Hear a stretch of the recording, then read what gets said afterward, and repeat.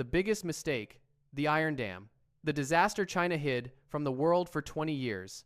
The secret disaster, you know Chernobyl, you know the Titanic, you probably even know about that time the Hindenburg decided to cosplay as a firework.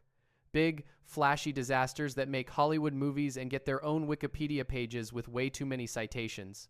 But what if I told you the single deadliest engineering disaster in human history, the one that killed more people than Chernobyl, the Titanic, and the Hindenburg combined, is one you've probably never even heard of? Yeah, let that sink in. Or should I say, let that flood in? This is the story of a dam. Not just any dam. A dam so strong, so perfectly engineered, so monumentally arrogant that the people who built it called it the Iron Dam. The Iron Dam. That's not a nickname you give something unless you're absolutely certain it's indestructible. It's the engineering equivalent of naming your boat definitely won't sink or your nuclear reactor what could possibly go wrong. This dam was supposed to protect 1 million people. It was supposed to be a shining symbol of human progress, a middle finger to nature itself. Instead, it became a tomb. Because the biggest mistake wasn't in the concrete.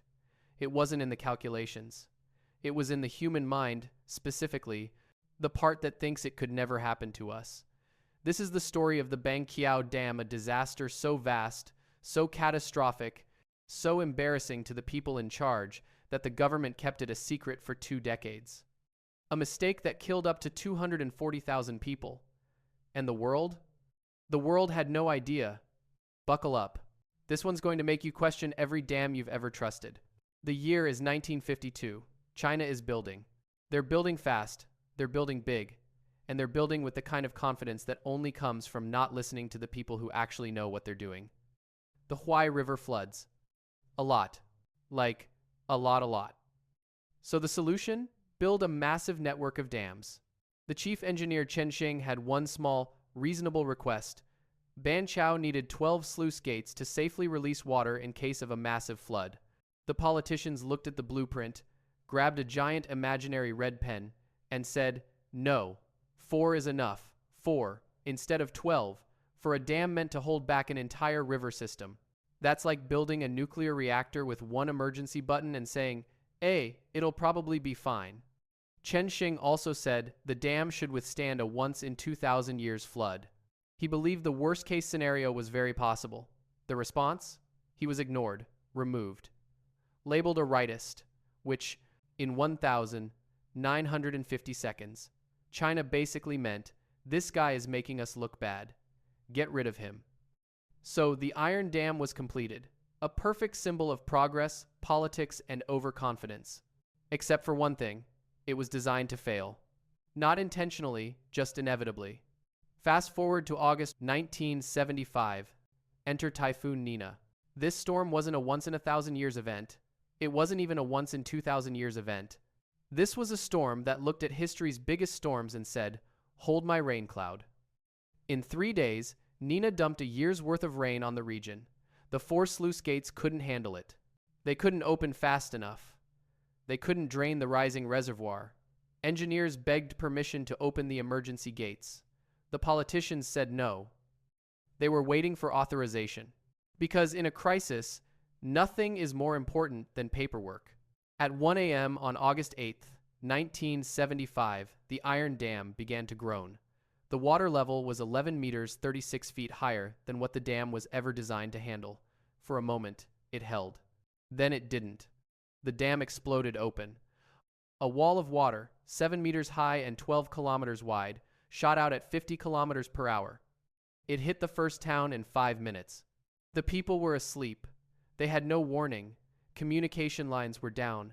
Emergency protocols failed. Everything failed. The wave didn't stop. It traveled 50 kilometers downstream, wiping out 7 cities, destroying entire communities, and triggering the collapse of 60 more dams.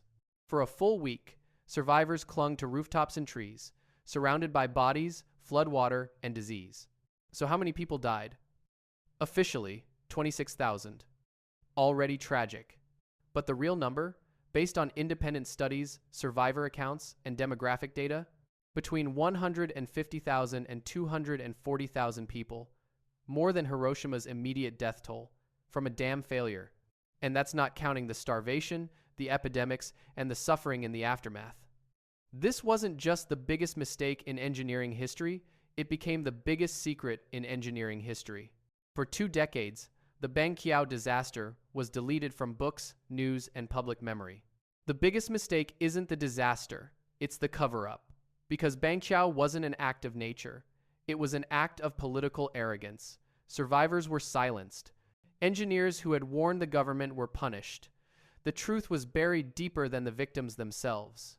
It wasn't until the 1990 that the truth finally leaked out. The Iron Dam, the indestructible monument, had melted like paper. And here's the real lesson. Every time a politician ignores a scientist, every time a company puts profit over safety, every time a warning is silenced, we rebuild the Banqiao Dam. The most dangerous phrase in the world is, "It can't happen here." The Iron Dam was supposed to be perfect. The Titanic was supposed to be unsinkable. Chernobyl was supposed to be safe. The Challenger was supposed to be ready. Deepwater Horizon was supposed to be secure. They were all wrong. The only way to prevent the next Banqiao is to demand transparency, redundancy, and accountability. Because the cost of a single moment of arrogance isn't money. It's 250,000 lives. Thanks for watching. Don't forget to like, subscribe, and tell me in the comments, what's the biggest mistake in history that you think is still being covered up? Because if Banqiao taught us anything, it's this. The mistakes we don't talk about are the ones that kill us.